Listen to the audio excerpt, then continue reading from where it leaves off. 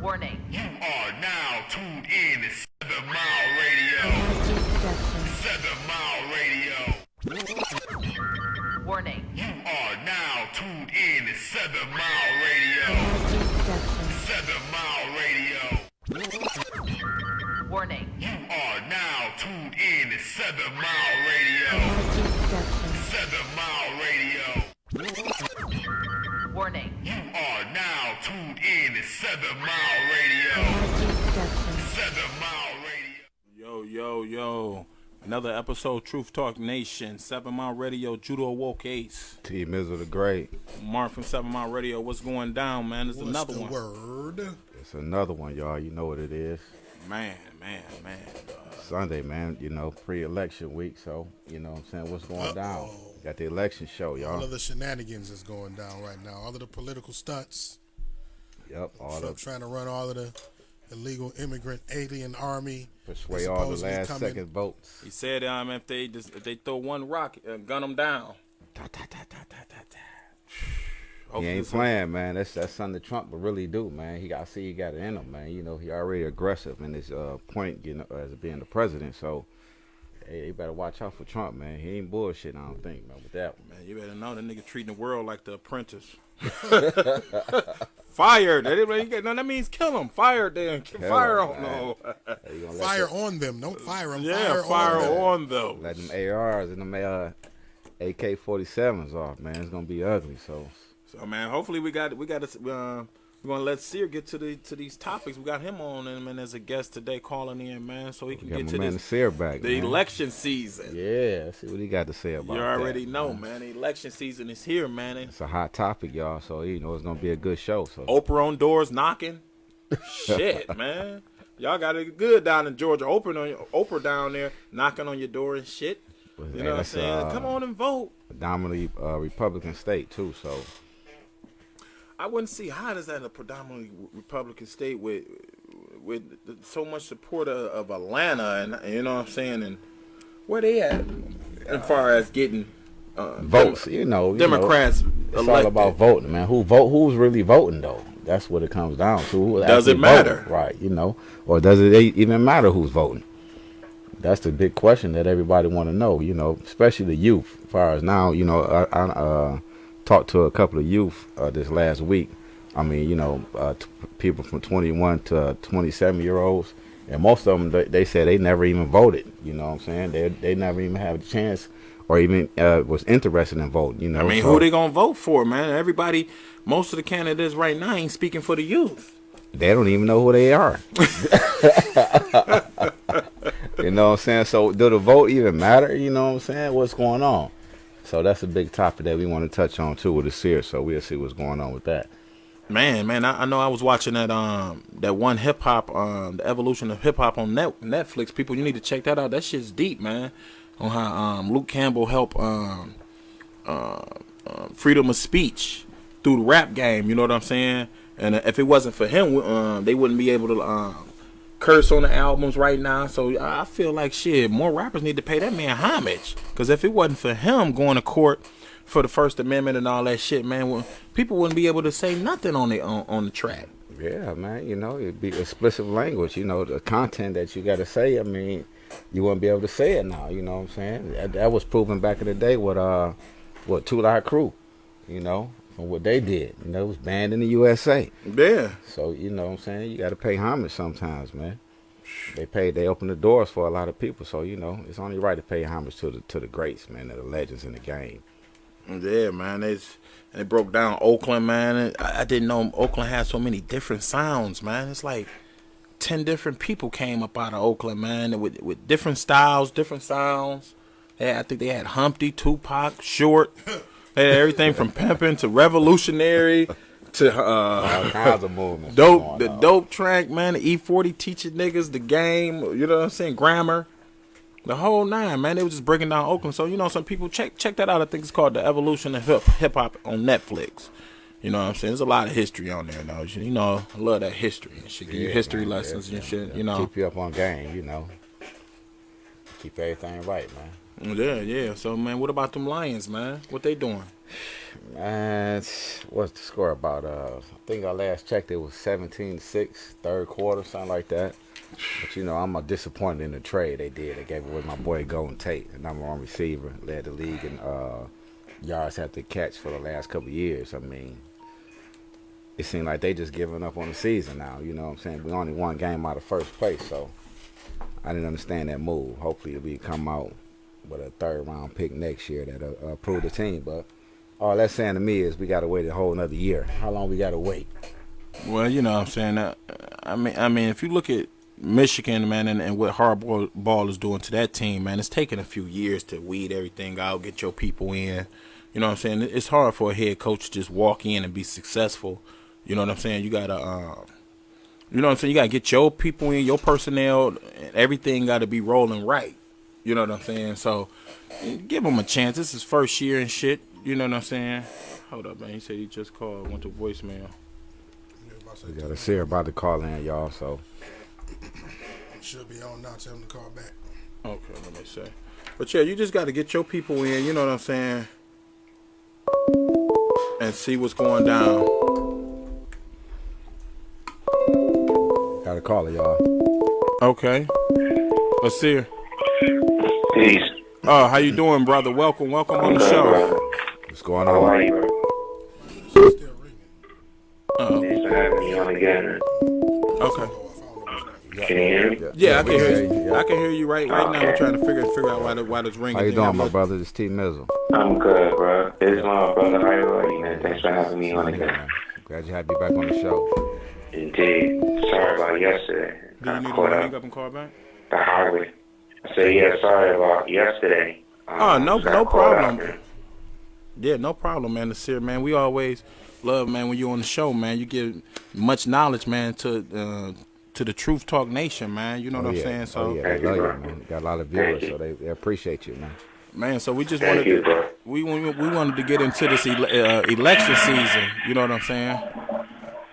Okay. And so, you know what I'm saying, with Oprah out campaigning for Abrams, I think it's Abrams down there for governor, and you got You talking about, you talking about in Georgia. You got Abrams. Then down here in Andalusia, you got this dude, Gillum, I believe his name is Andrew Gillum. And you got your man Barry out here stumping for him.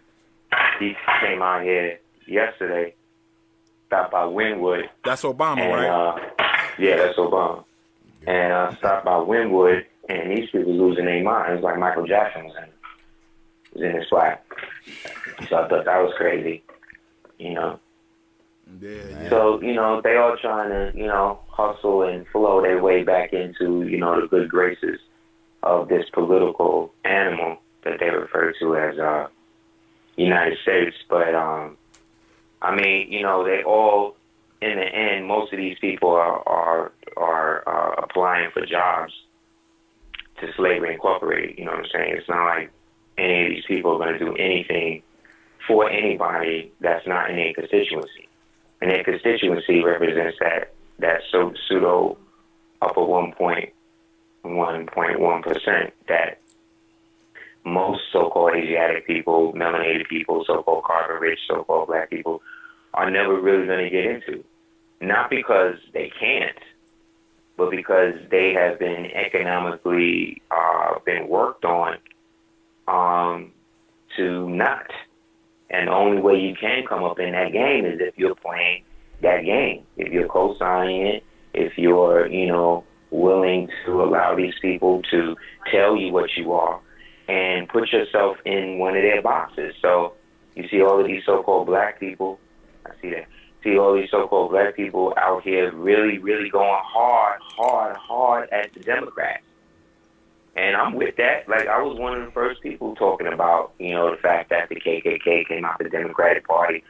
The so-called demonstrative party was established by another psychopath, amalgamated mulatto, Thomas Jefferson. You know what I'm saying? All of these people, all of these situations, all of these situations that exist, in that political strata, in order for anybody to be involved with it, you have to be somewhat You have to be somewhat of a xenophobic narcissist. And because they've created a perpetual society where narcissism is now the norm, you know what I'm saying? Mm-hmm. People think that it's not maladapted to constantly predicate or color a sentence or color some sort of communication with their resume. Like, how many times have you spoken to somebody, you say, hey, how you doing today? And they start running down all of what their job is, all of what they, you know what I'm saying? All of what, you know, how many likes they got, you know, all this type of stuff that's created, so I'm talking about, that's created a perpetual system by which nobody, where nobody is moving on anything together as a collective. If we do have a collective of something like that, if we do have a collective, I like this, you watch that. If we do have a collective like that, then it's always centered around somebody's, political agenda. And most of these political agendas are really funded by pseudo lobbyists that are fronting like they somebody else, like Oprah, you know what I'm saying? Like Barry, like Obama. Like, these niggas got their own agenda, and the agenda is not to get all black people working together. I mean, let's really talk about it. Other than when the rappers came to the White House, other than when he was at the correspondence dinner, when did you ever see Barry in office do anything specifically for melanated, carbon-rich black people? According to the people out there now, that he's like the best president. According, right. You know what I'm saying? But why? Why? What really made him the best president? What made him dope? The same thing that made him dope, or people pay attention, is the only reason why he got in there. Because he was black. Okay? Because he was black. But I tell you this, if that nigga was married to a white woman, he wouldn't have got in. You know why? Because people don't trust people who don't marry into their own race. Let's keep it all the way 100.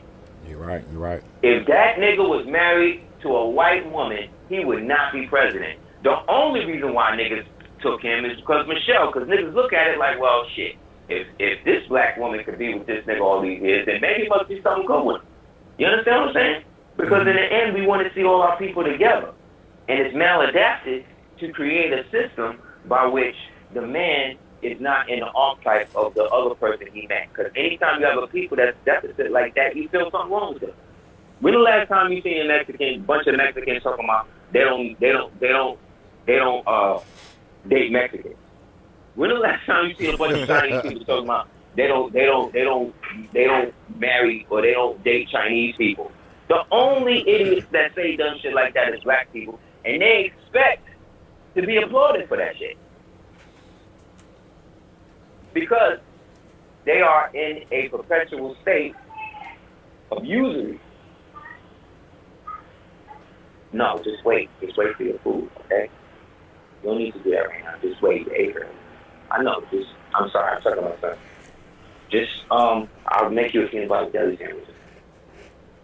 Don't, just wait for food, man. Make it food right now. Yeah, so, sorry about that. With the election being anyway, close by, how do you feel about the black vote? Do you think that does it even matter right now, or like you said, since Obama is not really nobody that's really out there pushing?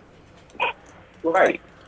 Like if he really wanted to do something, he would have let them set him up to be the Democratic nominee for a Supreme Court seat. If he was really trying to get in the game and make something happen, he would try to do that. But he don't want to do that. I don't even think that nigga really wanted to be president. I just think he was in the right place at the right time, and they needed somebody at that time. Because right before he got in, niggas was about to burn this country to the ground. People was unhappy with everything.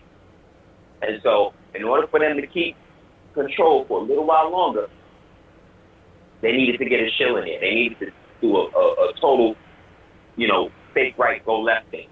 And so they got the lucky lefty. That's Obama, who is left-handed.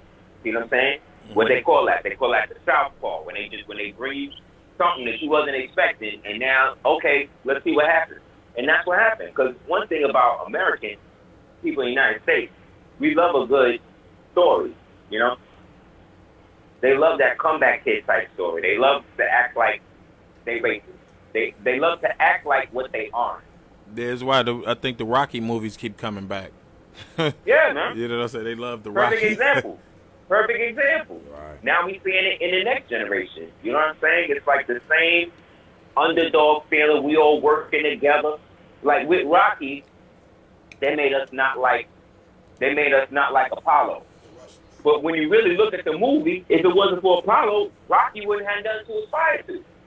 And if it wasn't for Apollo, when you look at Rocky 2 with Clubber Lang and Mr. T and all of that, there wouldn't have been what do you call it? A resurgence for them to be able to make Apollo now the Christ character, the Christ figure in the new movie with his son. Mm-hmm. You know what I'm saying? But really, we're watching the same movie. We're watching Rocky against Drago again. Only difference is Killmonger is playing, you know what I'm saying, and then Drago, you know what I'm saying, like it's the same story repackaged like they do with everything else. Like anybody into TV shows know that there's a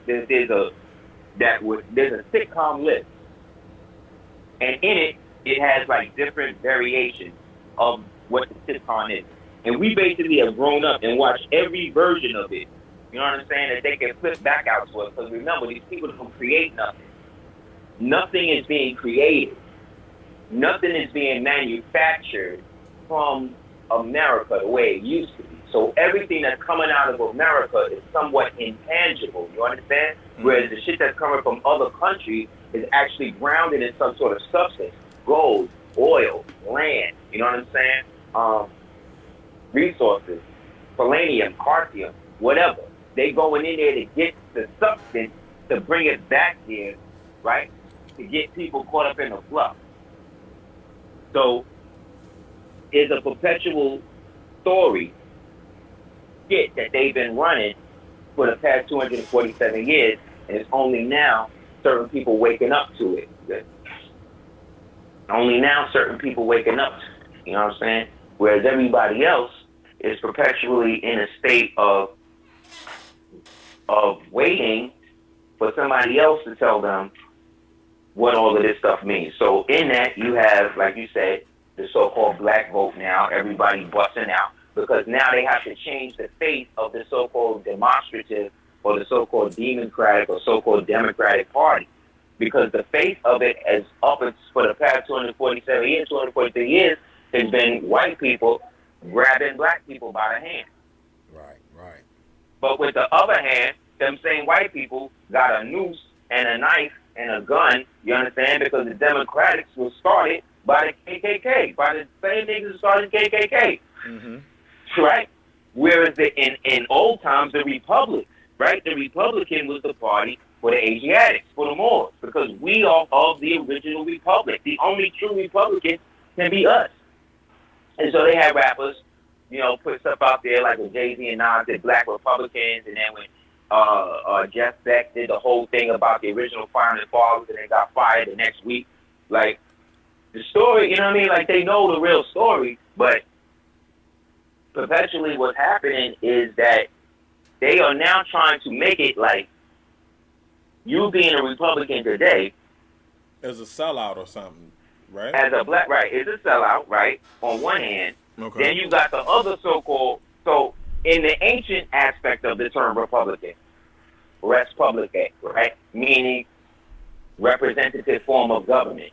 That's what a Republican or somebody who represents the Republic is. You have a representative of your estate or state that acknowledges, right, and does your political whatever. But in that, everybody in the Republic was the Republic.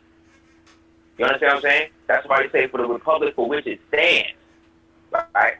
Then, around the time of Jefferson, he wanted to do the Federalist thing. They wanted to create a separate party, but a party that was going to be more geared towards where they was going in terms of this, we only want a nation for white men type thing. You know what I'm saying? Mm-hmm. And then from there, they started to say that the Democratic Party for the white man, the Republican Party for the black man. And to the point they even made political cartoons to represent that. where they had a big Moor's head under Republican, big Moor's head under Democrat, right? This was the running parties back then. And so what they started to do, specifically, was after Reconstruction, they decided to take control of both parties. You know what I'm saying? Right. They routed the so-called original black Republicans, right? They killed, they basically conspired with the Spanish-American War, get most of them out, and while they was gone, that's when they started the coup d'etat, which they in history refer to as the Wilmington Race Riots, that went from all the way from Wilmington, Virginia, all the way through all of the states, all the way, and resulted in what we call the destruction in Tulsa, Oklahoma. So once the so-called black men and black women was totally devastated, and then after Reconstruction, now they were forcibly brought back into the country through the 14th Amendment, they now became subject to the United States, meaning their original Republican representation, meaning the original Republican status that they had already been had been buried. That's what the Freedmen Bureau stuff was there to do. It was supposed to bring all of that stuff back to the mainstream. They just paid all them niggas over white women, rum, molasses, whatever. Yeah, they gave them niggas Christian churches. Molasses and rum. They good. Yup. Gave them that fire water, gave them Christian churches, gave them the ability to perpetuate the system, and then created fused it all together through the Freemasonic connection through the Prince Hall, the Scottish Rite, which is now being reorganized under Albert Pike and them, and then sealed it all in the breach. And then any of us that was against any of that was outside of that so-called political system, whether we black or whatever, they would now work with the white man to help destabilize and get us out of there, so that way they could keep their so-called flock. And the same thing is going on ever since. So when you see these young black so-called Republicans that's there screaming for Trump and talking about what the Democrats did and the Democrats did, Democrats that, these Negroes is so blind that they believe that the party that they in is not under the same control. It's a part of the same political system that has been going on to perpetually denationalize you. So again, here you are, you making America great again by following somebody that don't really give a fuck about you, man. So what is that? You talking about the Youth Black Coalition or something that went out to Washington D.C. Yeah. That was like baby coons or something. I mean everybody. But that's really what it is. But the whole core is in the title, is in the name. The Young Black. These brothers don't know who they are. They don't know who they are. They don't know. So that's like our children. That's like when you see your child. That's like your child coming to you one day talking about you want to go in the army. Like what girl, what friend are you following behind to do that? Because everybody knows that's the hustle. The army. So you mean the only way that this country do anything for you is if you go and kill people for them? And you think that's a good deal? No. So these brothers are miseducated. They believe that the Democrats is in here and that they're perpetually working against you. And yes, that's all true, but so are the damn Republicans. You know what I'm saying? Like, they're the same people. Most of the abolitionists, well, before I get to that, they're the same people. It's the same political system. They're all functioning in a bankruptcy. So whether they black Republicans, white Republicans, whether they white Democrats, black Democrats, you're working to still be the foreman in Slavery Incorporated. That's what you're doing. Oh, okay. If you're doing it in that system. So I'm gonna ask Erica Greason want to know. Okay, with the Oprah situation with the voting coming out, she's making it seem like our people died for this. I mean, blood was shed for this. You know what I'm saying? A lot of women couldn't vote. So how's that going to affect us today? Or what I'm trying to really get at is how's the vote in Georgia going to affect the black people living there by voting for the what is her name, Stacey Abrams or something? Abrams. You know what I'm saying? So voting for Abrams, what I'm looking at in her agenda is nothing really there to help black people that's in Georgia. It's really saying, well, you know what I'm saying, I'm gonna do this and that, but it's really like beating the bush or beating around. What is it? Beating around the bush. Just a bunch of. Remember when the black black woman police chief with the dude who the white chick walked up in his house, shot him, and then they called for the dude to be fired. Then the black chick police chief run the police, said she couldn't fire him. But then it came out, the white people came through under the bus and said, well, she's like the only person that can fire him. See, what you understand is that all these blacks that get into these offices and stuff, they're all part of organizations that once they get into that, they have to fulfill the obligation of those organizations. They have to toe the line because they put on the cable toll. You understand? So that's basically like they have to fulfill their boule missions. Like the obligation first. Abrams is AKA Easter Star, whatever. Oprah is AKA Easter Star, whatever. Remember, a couple months ago, they exposed the whole sex trafficking ring that was being pumped through the AKA Black sorority. Look that up. I don't know if they buried that real quick, but they found this whole human trafficking. Oh yeah, look it up. Found a human trafficking ring, sex ring that was being pumped through the high society sorority class out there in Georgia and in other states. Yeah. Oh, also, man. Georgia is on the books there that the 14th Amendment was never ratified in Georgia. Mm-hmm. Meaning it was never ratified, meaning that it was never ratified, period. Meaning that it is not really on the books. They are functioning and using that and getting black people to co-sign or be against it or whatever under color of authority, which is under color of law, which is fake law.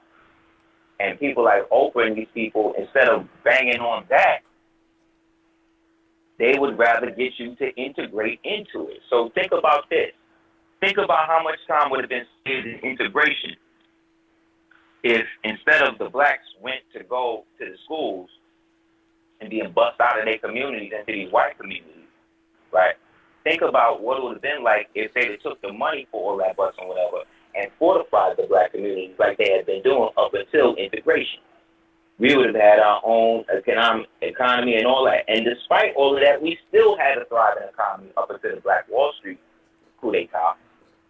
So whenever it comes to original people doing something for themselves, it's a problem. We are always thrown into a position to be attacked. And then in the aftermath of the attack, become absorbed into whatever political situation is going on. So now we can just become beasts of burden to support these people who are not really there for us. But they have to keep us around because we represent the original constituency. So it's like if you were trying to take somebody's inheritance, you wouldn't necessarily want to get rid of the person right away. You want to be up next to them and have people think that you with this person. You know what I mean? Almost keeping them under hostage, like. And that's what they've been doing to black people. So what I want to ask you, they're political hostages. With bringing Oprah out, I haven't really seen Oprah come out in many voting situations.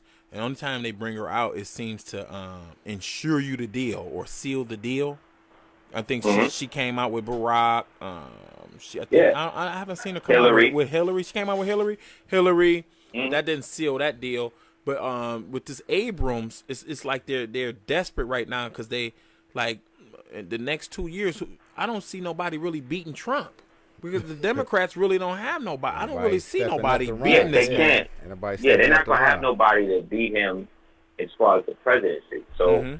They already scored that off. So what they're trying to do is sprinkle as many people they have in the House, Congress, Senate, local administration to make it a blowback situation. So basically all the states, the House or whatever, will be concerned by the Democrats, so that way they have him surrounded. You see what I'm saying? Yep. But the thing about it is,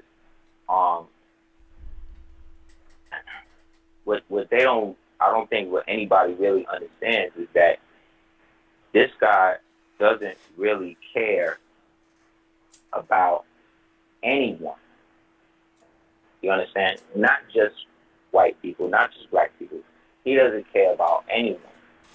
All he cares about is fulfilling and getting the revenge on everybody that didn't let him into the orgy parties, that didn't let him into certain ritual stuff that he may have whatever wanted to get into. The other scenario is that he was already being groomed within their system to be the anti-aspect person to their system, to create the Hegelian dialectic amongst their own people. You see what I'm saying? To do that. Because this birthright citizenship thing he want to do is not just going to affect black people, it's going to affect so-called white people too. Because white men and black men were brought under and brought into balance through the 13th and the 14th Amendment. The government basically became the jurisdictional master of both. White people are in the same position black people are, just in reverse.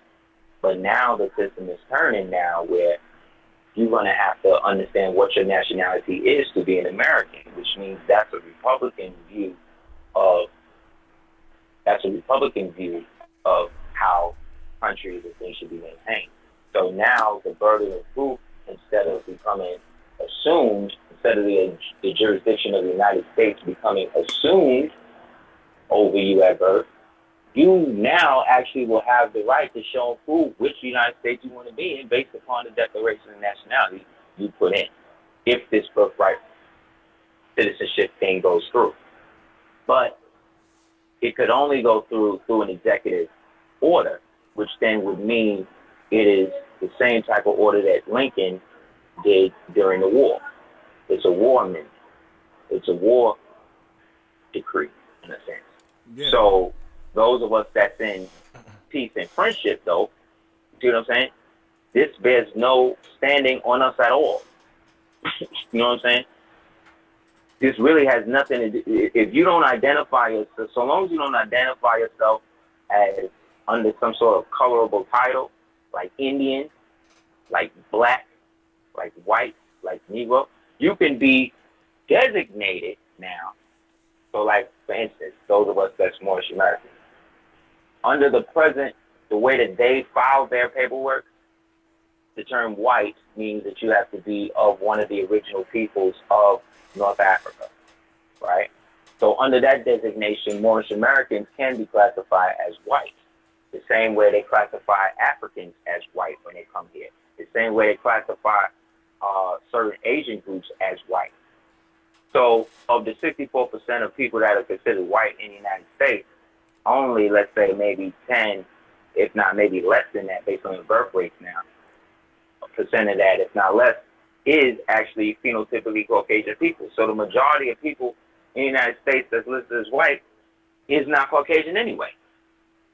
So they've already been slowly easing people, slow walking people into these changes, and because the people are focusing on the public understanding of it, because white people think that Trump is there to make America great again for them. You know what I'm saying? He's not necessarily coming out and saying, okay, it's wrong for these people to shoot and kill police and this and that. It's wrong for the police to kill black people, shit like that. No, he's letting them run amok. He's letting them show the world exactly what they are, exactly what he is. A bunch of racist pigs that are reaching the end of their world dominance. And in the process of that, the ones here in America are getting to the point where when it really goes down, nobody in the world is going to have sympathy for the white man. Nobody's going to have sympathy for what he's doing, being for all of the malicious summary executions he's been doing on so-called Asiatic people and everybody else since. There was a time when they was lynching Italians too, you know. Yeah. There was a time when they was lynching Sicilians too. But back then they was just they look like us now. That's what I'm trying to say. Like, these people didn't become white. People became white through a form of unnatural selection, through forced migration, through ethnic cleansing, through all of these different types of mass extermination to create the type of population that they want. But now it's to the point where the chickens have come home to roost, and because they've been doing this so much, their birth rate is now as zero, basically. So I want to talk about the FM 6 2003 ethnic cleansing manual that seemed to be was been out, but it seems to be being utilized more frequent right now with all these killings going on. You had the Kroger killing. Mm-hmm. I know we had a picture of the guy that did that. We also have the lynching The going guy that on just shot the in two black people Ferguson. the other day. Where at? The guy that just shot the black man and the black woman the other day. Yep. And they referenced to when I read the manual, the first thing they referenced was Arkin. What is it? Zelko Resnanovich, the paramilitary commander. Yeah, him and Slobodan Milosevic. Yes, that was during the time of, they call them the Balkans, the war in Kosovo and all of that, which was really a closet, one of the last shots of the so-called Cold War. Of the so-called Cold War. And that was all really based upon the changing of the guard here in America as well. Going all the way back to the 50s and the so-called late 50s, early 60s, there was something that they had called Operation Gladio. And Gladio was an operation, a long-term counterinsurgent regime destabilization program that technically had no definitive end date. So it was a perpetual, what they call black box program that was going to function perpetually. And so this program was basically committed through CIA and a lot of other organizations that worked in the intelligence community. The intelligence community at that time was basically wrapped up in, like I said, the heydays of the so-called Cold War, in which every battle or war that was being fought from different countries was really based upon whether or not that country was either supporting the United States or Russia. Okay? So in that process of that, you had operatives from different clandestine organizations, intelligence organizations, that technically were all a part of this theater and were working with and against the so-called terrorists, or creating the line that would become the terrorists. So this would mean that, okay, the Russians are invading Afghanistan, so we can't let the Russians do that. So Charlie Wilson, what you're going to do is you're going to go over there as the shill, you and McCain, and what y'all going to do is y'all going to basically train the Taliban. And once the Taliban is trained, we're going to basically use them as guerrilla fighters to stop the Russians. The Russians already started their ethnic cleansing campaign. So to help that and to win the minds of the American people behind this war, because really we're using the cocaine that we're getting from that to ship to America, so that way we can create the crack, right? So that way we can use the money from that to fund the Contra people, right? Who then would then get that money, and the money we make from the Contra destabilizing the Soviets in the United States, South America, we can then put that money right back to the Afghanistan war. So you see, it's all one big thing. We're going to create the enemies we fight, and the enemies we fight start off with our friends, and then eventually we create other enemies to stop them. And so to help win that on the American mainstream, we have to get our generation, which is my generation, to co-sign that. So what we're going to do, we're going to give them G.I. Joe, we're going to give them Rambo, we're going to give them Dynasty, we're going to give them Dallas, we're going to give, you know what I'm saying? We're going to give them everything to let them know that oil is important, money is important, white people are important. And it worked. And so that system, that program, Gladio, developed into other programs like MK Ultra, or spilled over into these other programs. Yeah, they're like the ethnic cleansing manual that's out. Because I know it referenced to, like, when I was reading it, the first thing it was referenced to was Cincinnati, Ohio being the ground zero for race relations, with it being the stopping point of the Underground Railroad, in which a lot of the descendants resides there to this day. And also reference to the April riots in 2001, which they're blaming the news for supposedly covering up a lot of murders of white citizens that that was accepting of these descendants that came from the Underground Railroad. So it started it off, like this manual started it off, which is FM 6-2003 Ethnic Cleansing Operation Manual. We're going to throw up a picture of it. You know what I'm saying? And so right now, it seems like black people is not scared or not necessarily scared or is not taking heed in this manual. Or, you know what I'm saying? They just living life like it's just... But what I'm saying is that manual, like that's just one of many. Like, that's just that for that period. Like, they're talking about that. But this has been going on with us before all of that. We're all in this position because our ancestors decided that they wasn't going to work together. And they started warring on each other. And they created or allowed a system to come into being where we would be perpetually put to the back. I'm talking about all of our ancestors. You understand? We are the inheritors of that. And so the mission of their so-called enemies' ancestors, as their descendants of them, they have to maintain that. You understand what I'm saying?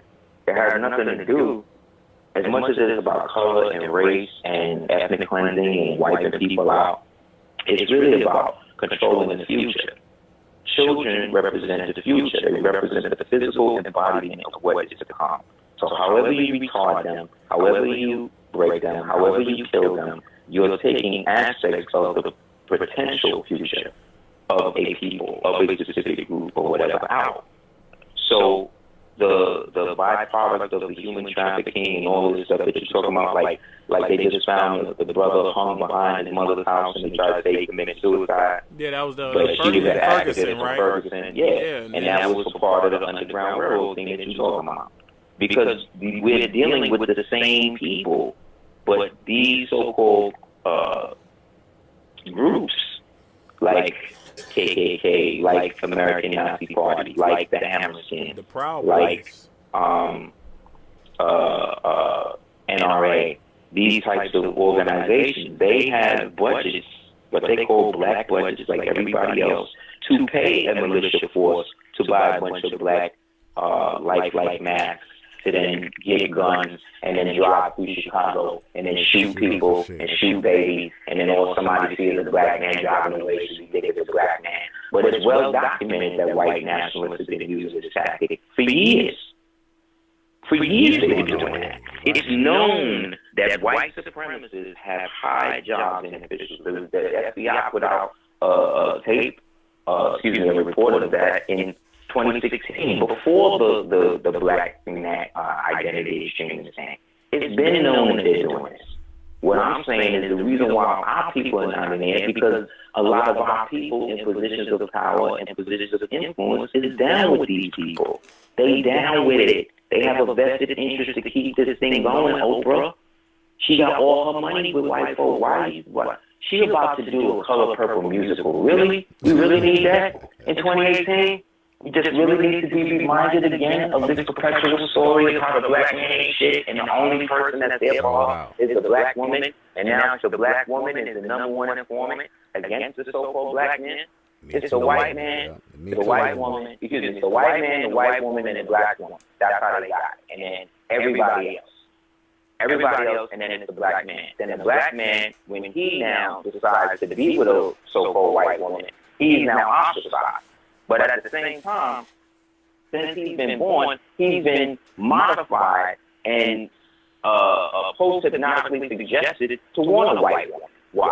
Because from the time he could see, he had seen his mother put a blonde weave in her head, he had seen his mother put bleach on her skin, he had seen his mother paint her face or whatever, he had seen her mother buy these blonde wigs, he had seen every other sister in the hood willing to stand on the line to get bundles of hair instead of going and get food. Like, this is the level that these people have sunk to.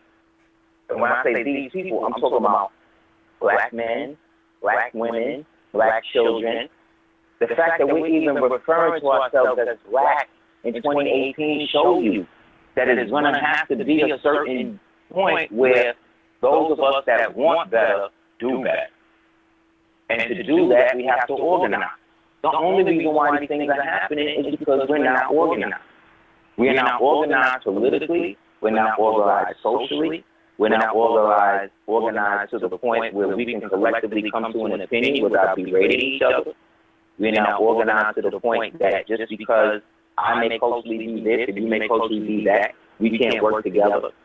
There's thousands of different types of Jewish organizations, thousands of different types of Hindu organizations, and they all seem to get money, they all seem to work together, they all seem to educate their children. All black people have is what? Mega churches, and what they do in the mega churches.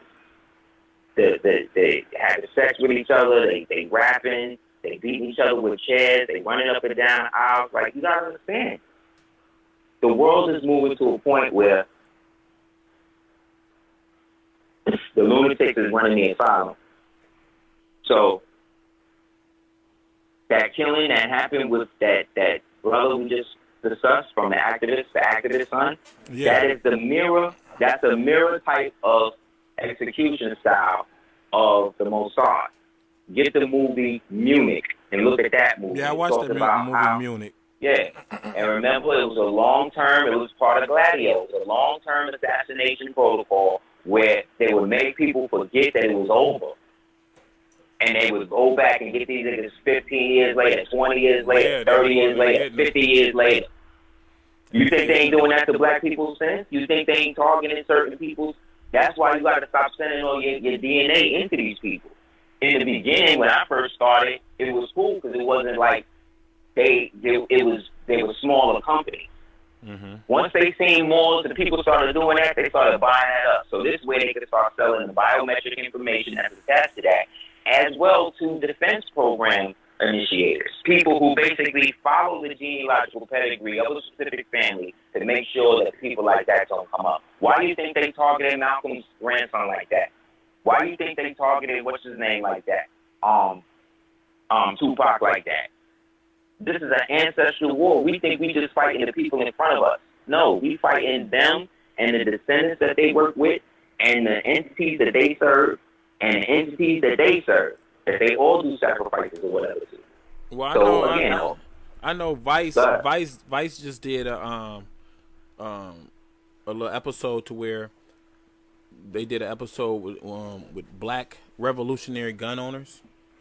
Yeah. You know, Vice was founded by a white supremacist, and I think he disassociated it or fell back from the channel or from. He fell back. Yeah, he fell back, but it was founded by a white supremacist.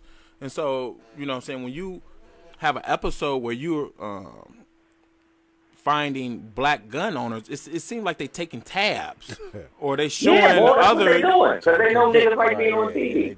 Putting you out there. Yeah, you know what I'm saying? They come in friendly, like, yeah, we're going to do an episode with you, you know what I'm saying, and open up everything, and they out with the guns. Do your own episode. That's what I'm trying to say. Like, y'all niggas are too trusting. Too much information. Just because they give you a little check, just because they come on a little camera. It used to be you couldn't bring cameras in the hood when you was white. I remember that. I remember them days. We used to be on the block and shit. If you wasn't no pig or nothing like that, you couldn't just be white walking around taking pictures of nobody. Are you crazy? Now niggas want it. They'll do anything to be seen, and that's what I'm trying to say. Like, it's not. They have. So they look at it like this. We want to surveil everybody. So we're going to usher it in slow. We're going to put it into movies. We're going to put it into cartoons. We're going to do it through this, books. You know what I'm saying? Technology. Then there's going to be always going to be the proper people against it. But what we're going to do, we're not going to worry about them. We're going to target the children. We're going to target the generation after them and get them hooked on it before they're even born. So this way, by the time they come out, the games is then they're playing itself. You know what I'm saying? And they're going to want to do that because everybody around them is going to do that. So the white man look at things different. He look at it like, yeah, this black man's successful. Yeah, this black man got money. But all the money in his pocket got my people's face on it. The car that he driving got my people's name on it.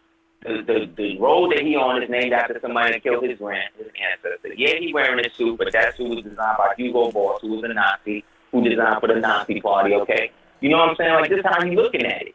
Total control. You dig? You're free in the maze. You know what I'm saying? So if anything, I want the listeners to know that the freedom starts with you understanding your position and who you are in the story. It says the meek shall inherit the earth. So there's nobody more meek than us. They do anything to us, and it's okay. You know what I'm saying? You could have the biggest, blackest whatever, and this one little pig come through, and he pull out his little gun or whatever, and these niggas will throw their piece away and run from him. Why? Because it's a mechanized system that we've been used to, that we don't see any other way out of. All of them so-called young black men, young black leaders conference. And yes, let's say and celebrate that these young men are educated, these young men have gone to school, these young men are to the point where they at the White House. So there is something positive to say about that. Okay? But, or I should say, however, imagine if those same black men or whatever put the same amount of energy and everything that they did to build their own version of a White House, to come and settle their own affairs for their own future communities, their own baby mamas or whatever. What would be more positive? What is more beneficial to them? They had Trump signing their hats. They had Trump signing their hats with the same way. The same way if they see Jordan, they get Jordan to sign their sneakers. So in the end, what did they really get? Nothing. Some autographs, some pictures, and now a whole lifetime where they're going to have to explain and one day come to the understanding that they were used as pawns based on their own ignorance, based on the fact that they thought they were part of something different while they were supporting the very same society that is oppressing them, their ancestors, their future descendants, their present children, and themselves. Smacking the face. So again, man, niggas can say what they want to say. People can Moors will find fault. I was reading an old book about the conquest and how during the conquest of us establishing this global empire, at times the different tribes and clans would have certain problems. Mm-hmm. So it was a phrase where one of the generals, one of the Moorish chiefs, was coming into a town that had been set up by the chief that was holding it down before he came. And then when he came, he saw that the only people, that the whole town was cleared out. The only people that was there was the Moorish garrison that he was coming to relieve. So when he saw on the road coming, as they were leaving, he saw one of the people from the town was like, well, what happened with y'all leaving? Like, what happened? Where's all the people? Like, we came to free y'all or whatever. He's like, look, it was hard. The initial campaign was great, and yes, they helped liberate us, but there was so much infighting that we couldn't suffer Moors and famine at the same time, so we decided to leave. Wow. So to say that is we could get something and hold it down, and then the minute we get it, we start bickering about how we should keep it, what we supposed to do with it. You see what I'm saying? And this is back then when we was running the world. Keeping some of them for it. So it's no wonder that sentiment still exists. I mean, damn if we give it back to these Moors, because if they get it, God knows we don't want them to reach the heights that we got just to lose it again. Well, and it's going to happen. I know I want to switch. I know you had posted something with the Doctor Strange pick with it relating to black culture, and touch on a little on how some of these comic books and Doctor Strange, and some of the symbols and some of the things that's within these comic books and within these pictures is related to black culture or African culture. You know what I'm saying? Egyptian culture or whatever. Right. I grew up reading comic books and you know, having like He-Man toys and stuff. Mm-hmm. You know what I mean? Like things back in the day. And there's such thing as an archetype. Like I had a He-Man toy, right? And I had a Prince Adam toy. So you know back then Prince Adam and He-Man was the same person. Yeah. But when you look at them in your hand, Prince Adam was white, and He-Man was obviously black. Like, he was just as dark as me, He-Man. But he had blonde hair. He had a tan.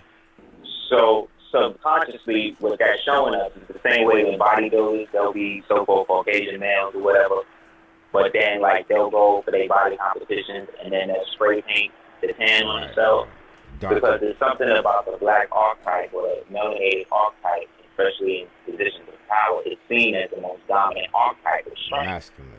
That's why they have to perpetually make you into a homosexual on TV, or you have to be with a white woman, or you have to have some sort of deficiency as a black male on TV. Right. Some sort of illness, whereas a white man can just be whatever. So in the superhero community and things like that, it's the same thing, you know. But all myth comes from legend. All legend comes from history, and all history comes from a historical event, something that happened. You cannot create a color right now that you have never seen in your waking life. If you don't believe me, try it. Every color that you see is a reflection of a color that you've already seen. That's one of the in the spectrum. You understand? Just like there's no number higher than the number 9. Every number after 9 is just a variation. You understand? Of 0 to 9. You understand what I'm saying? So you can't create something out of nothing when in the time that nothing existed, we as a collective understanding, meaning God, existed. So in order to create a world to control everything, you got to make it seem like there's a question as to where existence came from. And then from that doubt, we create creation, because that's how creation itself was created. It was created out of one day, something saying, let's say, let's take the Bible, and then let there be light. So that means everything was the way it was, and then one day something decided that they wanted something else. Therefore, the light was the imperfect state introduced into the perfect. You understand? And from the imperfection, which is the light, came things that had to now be seen, because everything affects something else. The reason why we have light is because things need to be seen, right? But light was not, if light does not exist, what exists? Darkness, right? Which then means that light has to escape darkness to be seen, right? So that would then mean that light itself cannot move faster than darkness, because the minute light is extinguished, darkness is there. Therefore, darkness, meaning the eternalness of things, always is there. And out of that eternal nothing is where everything develops. And the stuff that develops out of the nothing we refer to as light. So light now being translated, that concept now to knowledge, right? Knowledge, light representing knowledge represents that which somebody did not know, and because they didn't know it, now that they know, they're empowered. So let's say somebody never knew who Heru was, right? They now know who Heru is because they know who Superman is. You understand what I'm saying? Mm-hmm. Because Superman is based on Heru. But let's say somebody don't know who the Moors are, but they know who the Moors are based on Superman. Because Superman's name is Kal-El. You understand what I'm saying? My last name is more American, is Rogers L. See what I'm saying? Right. Il or L is the original title, and the original title does that. Not only is named Kal-El, but then the L's, right? Flag is red. Superman got a big red flag cape on his back, right? Kal-El, and then came from Krypton. There was a Moorish dominion, if you look at something called an exotic map of the United States, on the eastern portion, somewhere around Georgia, was a town called Krypton. I think it's still there somewhere. Where they used to do a lot, where there's a lot of crystals, allegedly, in the rock bed and in the sediment there. So, same thing with Batman. You don't know what Anubis is, but if you know Batman, you know what Anubis is. Because Batman is based on Anubis. You don't know who Bat is, but when you read about the Black Panther, you know who Bat is. So just because the character might look Caucasian, it don't represent or take away from the ancient melanated force that this archetype is now representing. But it's given back to us in the form of an archetype that is oppressive to us optically, right? I.e., people falling into the white man and the oppressor, the black man and the whatever. You see? So we automatically cut off the potential of us being that because the concept and the culture that we're reading about is fantastic and we're into it, but because we're always seeing somebody else do it, we inhibit the part of us that can potentially do it. Therefore, we defer the power to a Superman, to a Wonder Woman. You understand? Right. Yeah, Man. like. Also, I know Stan Lee was referring to the X-Men. He got a lot of the ideas from the civil rights movement. And if you look at the story, Professor X and Magneto. If you look at their story, it's a lot of similarities to the civil rights movement as far as the mistreatments, as far as how United States was treating them when they was trying to become citizens and everything, which is how the X-Men, how a lot of the cartoons, a lot of the movies start off. You know what I'm saying? With the mistreatments of mutants. The whole thing started with them being an outcast. They had to have their own school, their own academy, their own temple, in which they would be the X, like Malcolm X, like Steve X, like James X, all of these Nation of Islam dudes. The Black Panther character initially was white. Then, the year the Black Panther came out, the Black Panther came out, the real Black Panther that we know today, from Kirby and Stan Lee. And they made, at the same time that happened, the true Black Panther, who that Black Panther was named after. His name was El Glawi Pasha. He was called the Black Panther of Morocco, the Lord of the Atlas, the last straight Asiatic, if you look at him, that's a black man, of Morocco, before they put the King Muhammad in him. He got deposed in 1956, the same year Morocco adopted the flag. So that place that we call Morocco today, that was ruled by a guy called the Black Panther, became a kingdom and adopted that flag in 1956. But we got a treaty as Morocco with nations in the world from the 1300s all the way up to the 1700s. So what does that say? It says that we are exactly who we're supposed to be. It's just that we do not agree on it. And so they give us little injections of the truth, archetypically, to activate those of us that know, to be able to disseminate it to the rest of us that really want to know and don't want to constantly look at their version of what we are. There's a black version of every character that Marvel and DC got. It's just that they only popular now. Like when I wrote my novel, The Dark Spoke Away King, was going to be now. I, prior to that, was trying to get it published by two of these people. We negotiated with them, two of these comic companies. And the level of awe that they kind of show and fear at the premise of what the book was about, they couldn't deal with it. They loved it, they couldn't deal with it. So, in putting it out, I started to see afterwards how they were trying to like flip it and bounce little aspects of what was in, you know what I'm saying, my joint into their joint. But so diluted unless you know what I mean, read it, whatever. So what I'm saying is that they dictate the policy based on where they think we're going. So it got to a point where all the slave stuff wasn't working.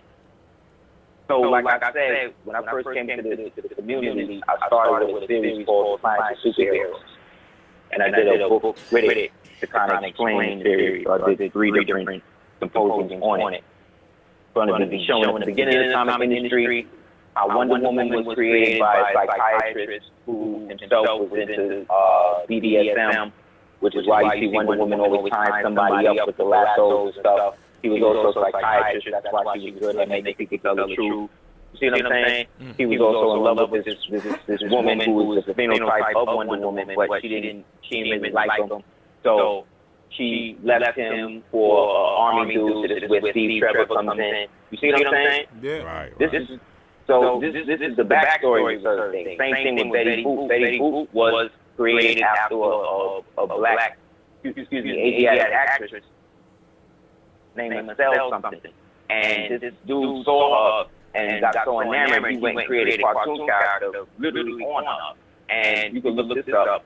And made millions of dollars off it and never gave her a dime. Yeah, I Same thing remember with that story. Yeah. Yeah. All of these characters, like the Hulk. The Hulk is really Osiris. You know what I mean? That's why he's green. Green always is also the color of Islam, but it also represents resurrection, like Swamp Thing, which basically represents the element of pre-creation, right, coming into existence. So the reason why he's the Hulk is because he is enraged. He gets angry. Why did he get angry? He got angry because his father, when you read the story, his father used to be physically abusive to him and his mother.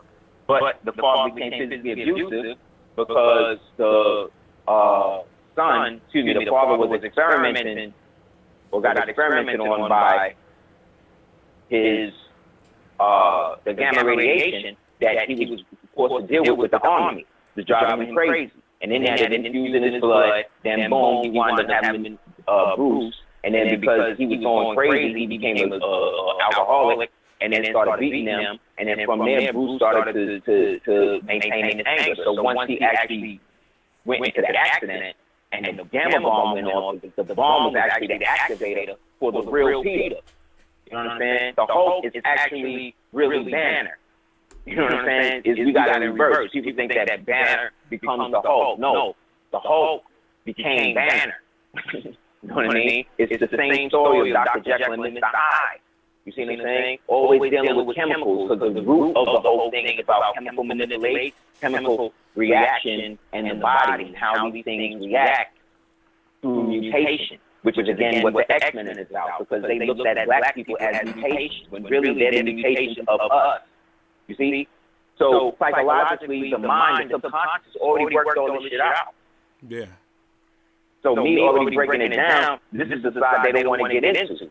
They just want you to get into the fantasy of it. But the fantasy of it is based upon your bio DNA.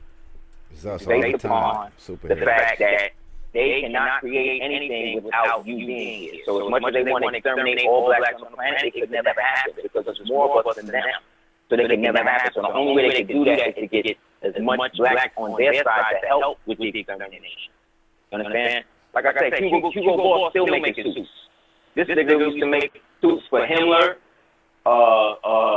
what's his name? Hitler, Otto Sportsmeat. He was dressing the highest of the Nazi elite.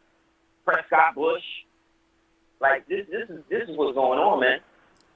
It's funny that you bringing up all of these references from like comic book characters, man, because I can't reference any of them directly, but like in a lot of video games as well, man, there's a lot of racist references in the video games, and like subliminal or remakes of characters. Like I hear that Mega Man is supposed to be another thing, how you just referencing Black Panther and Superman and Batman, and Mega Man is supposed to be somebody. And then like even in the video games, I can remember Mike Tyson Punch-Out having a lot of just like racial kind of undertones to it, with the little white kid, basically taking on all of the different races from other. And then it's funny. It was funny, like Mike Tyson Punch-Out specifically. If you remember a character named Black Tiger, you kind of look a lot like that. In like you probably could sue Capcom for. Right? Taking your liking and using it in the game, man, because you look a lot like Black Tiger on that game, man. Islam. I'm gonna do that. That's true, man. I'm gonna see that. Forgot about that. We'll keep that more. Yeah, go ahead and Google Black Tiger, Mike Tyson Punch. I'm gonna Google it. But yeah, it probably. I would doubt it. And like I said, it's always a check. There's no there's no statute of limitations on fraud, so we always go back and get it. It's just that the point is, with all of the black so-called millionaires, all that, you mean to tell me none of these niggas, with the exception of people like Byron Allen, people sleep. Byron Allen's a gangster. Byron Allen got these white people on the ropes so many different ways. It's crazy. And he mad quiet with it. Big up to the Byron Allen.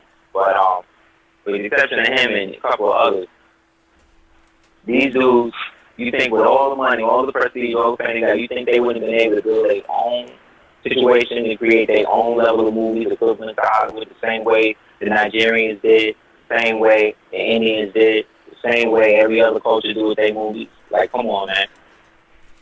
You can't tell me black people can't make movies and stuff. When I used to live next door to the African DVD spot, and that dude, they had African movies up to the ceiling. You're right. The Nigerians got some movies, man. I never knew they had some type of movies. The Nigerians, man. What? Yeah. What? They got some movies, man. What?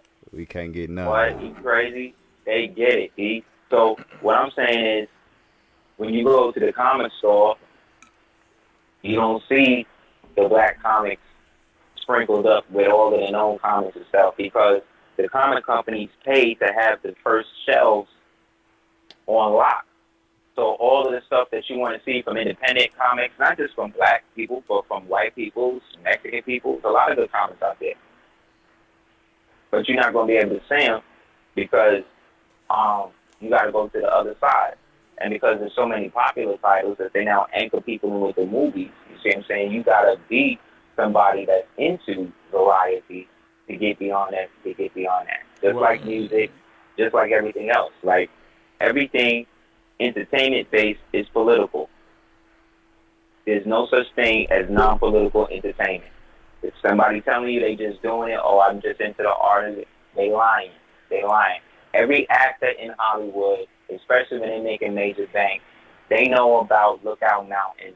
They know about Operation Northwood. Like, they know certain things they got to subscribe to. Even if they don't know them under those names, when they go and make certain movies and certain have to voice over certain things, they know why they got to do it, because it's part of the system.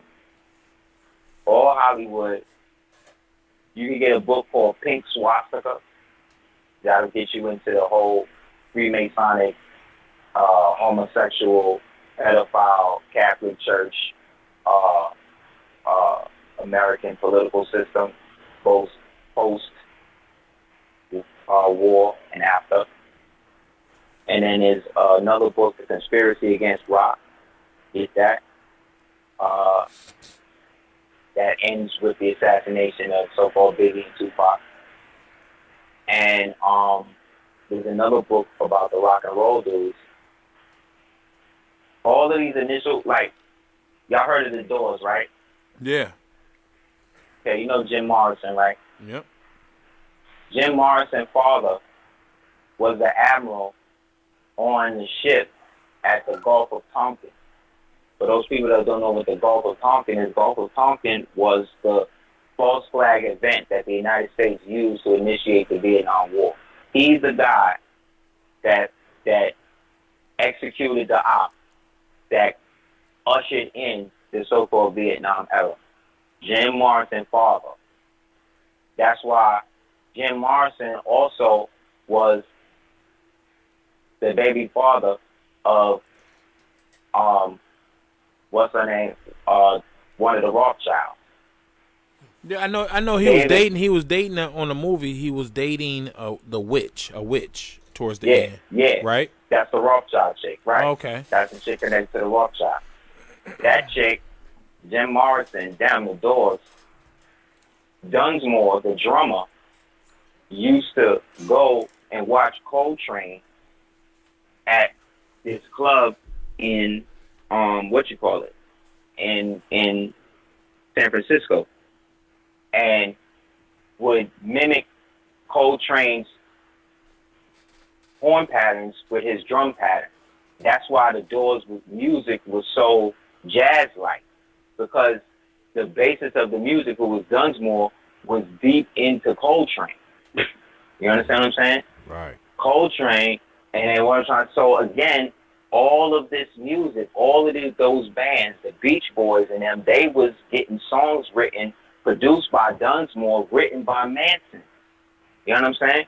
Yeah, I know. These niggas was Manson all said that working. he was writing it before he got into the court game. He was writing a lot of things for musicians. He said that on one of the movies I was watching.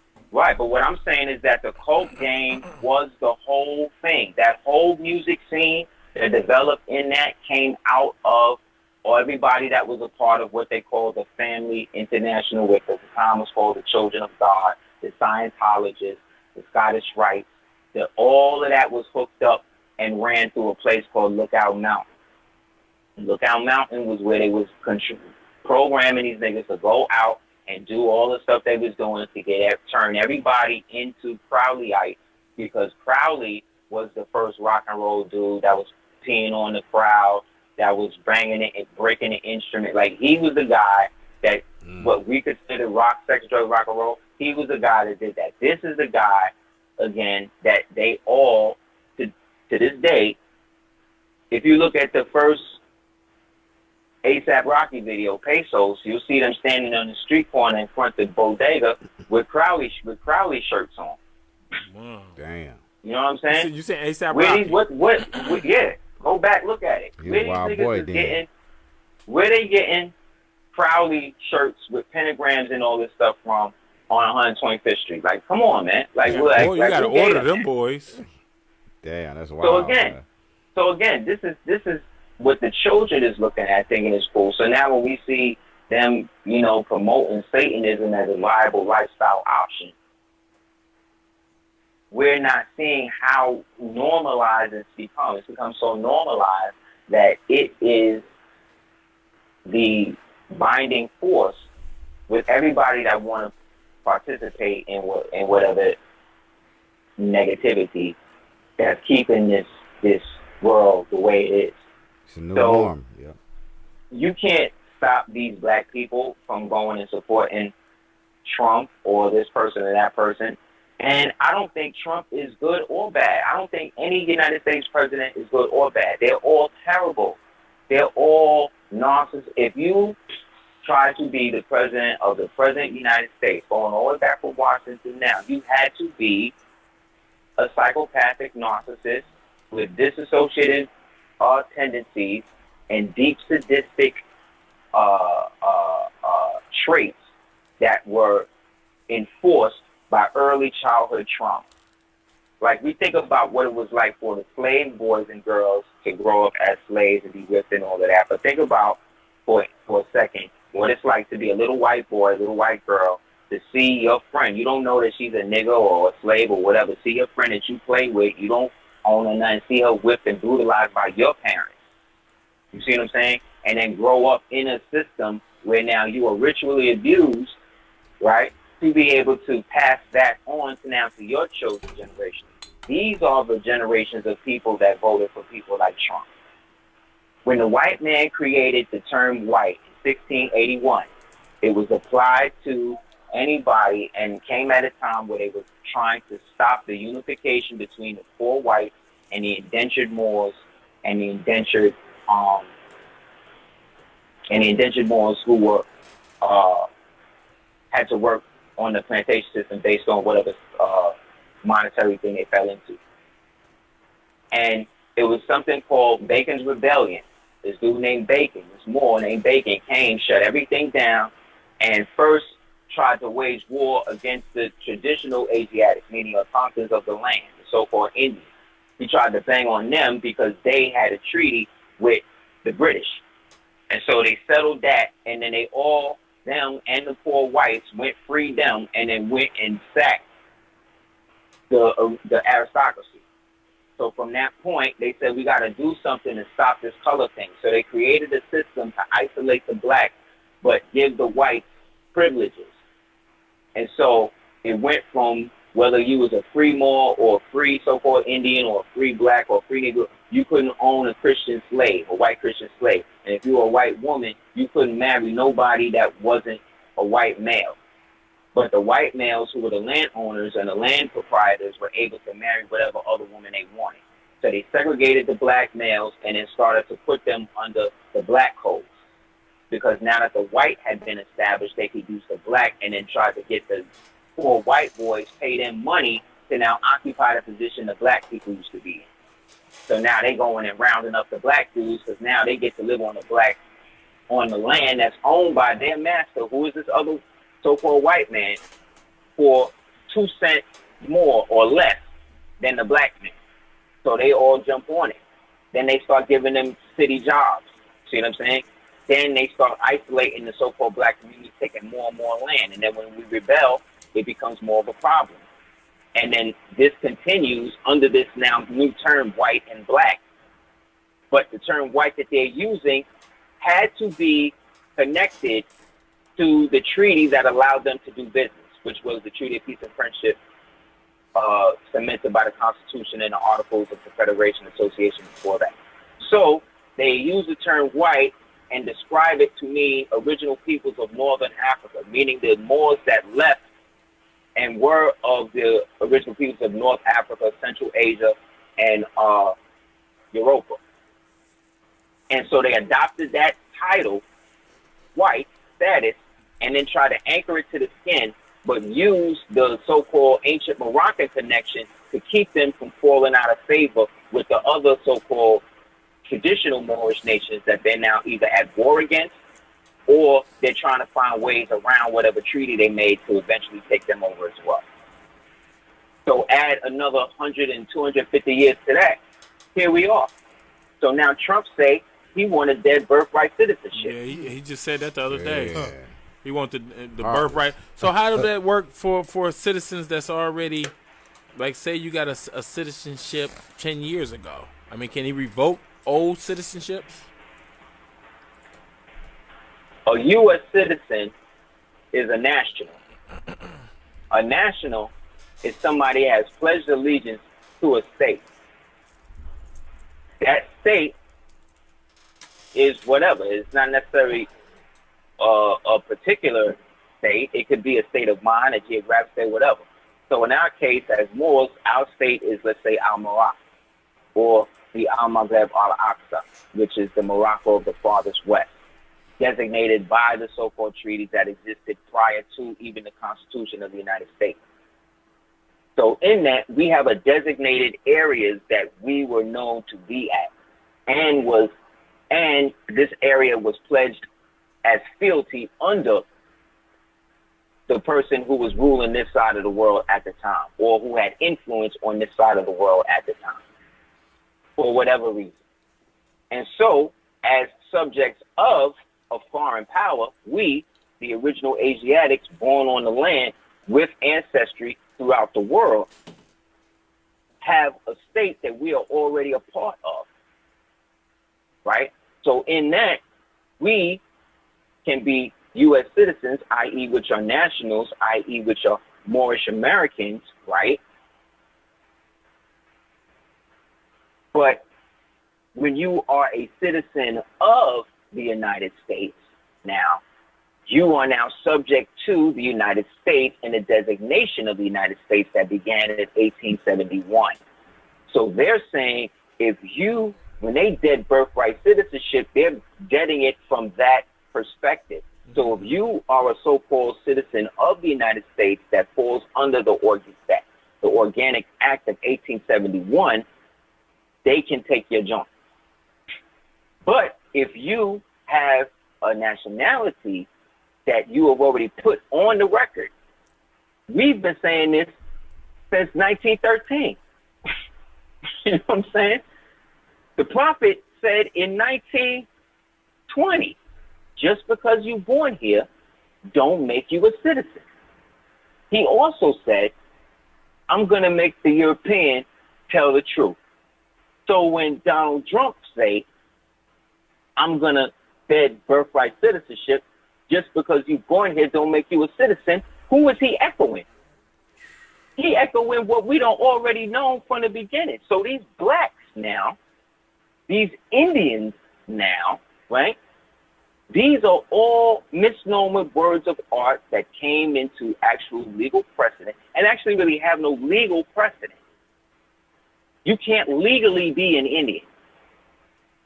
The reason why, because the United States is an illegal entity at this point. So if your Indianship is based on the acknowledgement of them, that's like you getting the permission of the rapist to marry your husband. You understand what I'm saying? You don't do that. But because blacks don't understand, they don't get it. They will not get it. That unity, salvation, Allah is the USA. This is what it's about. It's about being in the perpetual state that your ancestors provided for you outside of the pale-skinned nations of Europe. And it's okay for them to be that. And because you said it's okay for them to be that, they have already agreed it's okay for you to be this. But if you go into their system, their government, and abandon your own, you are now subject to the jurisdiction of the administrative office of the presidency of the office of the United States of America. So you are under this whole administrative branch that came into existence in 1933 that is now picking and choosing the different types of law that it uses to maintain itself. And the only way it can maintain itself now, based on the perpetual debt, is to enslave its own citizens.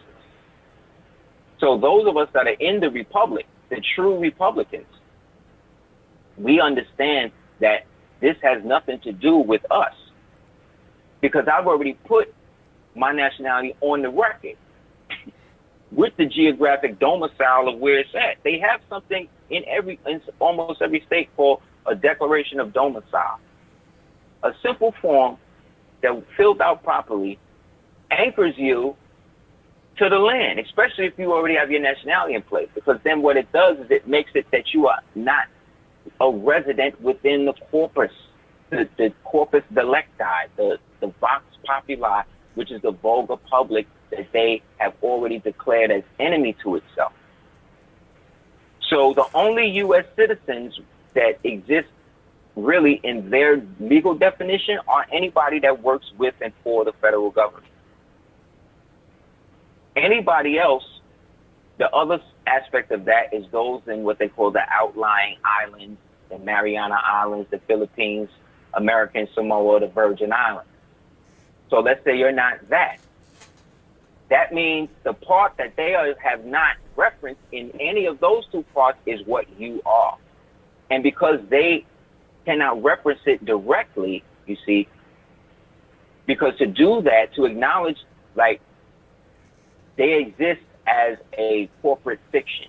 Mm-hmm. So a corporate fiction can only interface with things that are doing business with it.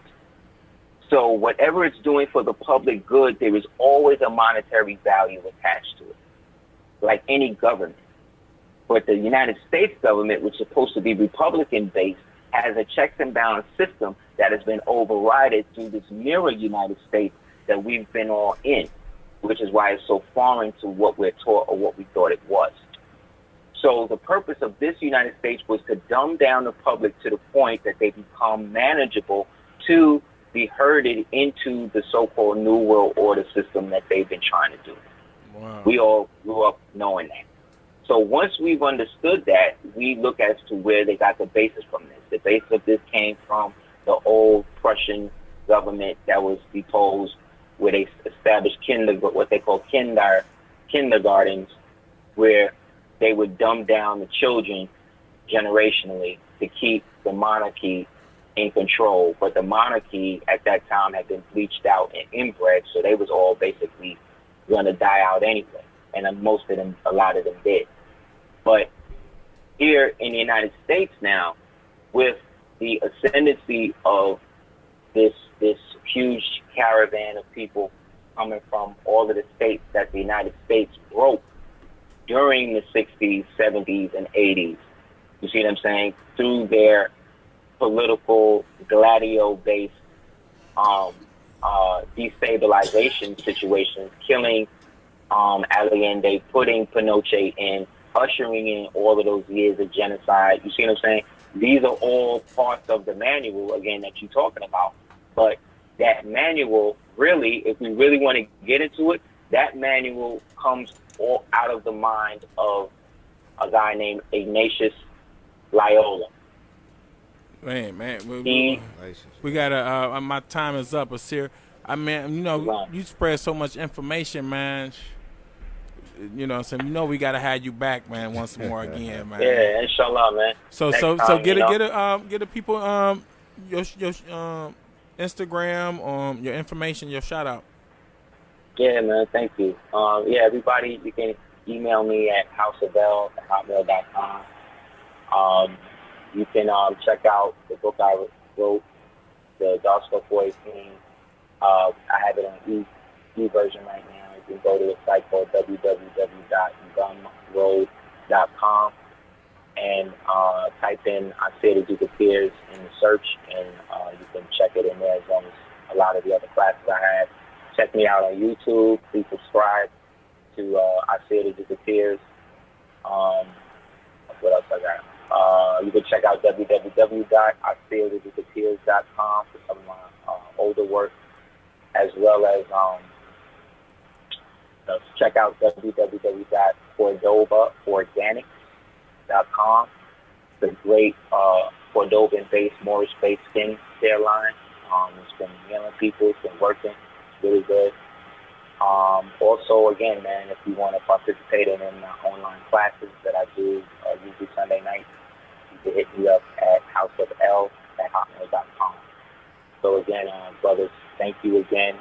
Our people, all human things at planet Earth, stay wise, stay together, original man, original woman, love each other, get back together, whatever you got to do. Let's find a way to make our families work. Big up to all of the ancestors that came before me that's going to do it, all the ones that's going to come and do it. And thank you guys for having me on, man. Thanks a lot, Aseer, man. You already know, man. We love having you coming on, man. Thanks 7 Mile Radio, man, and Truth Talk Nation. Love for you to come on, man, again, man. So you know we'll talk, man. This JUDAHAWOKEACE. Right. Mark from 7 Mile Radio. We out, man. Peace. Thanks. Warning. You are now tuned in to 7 Mile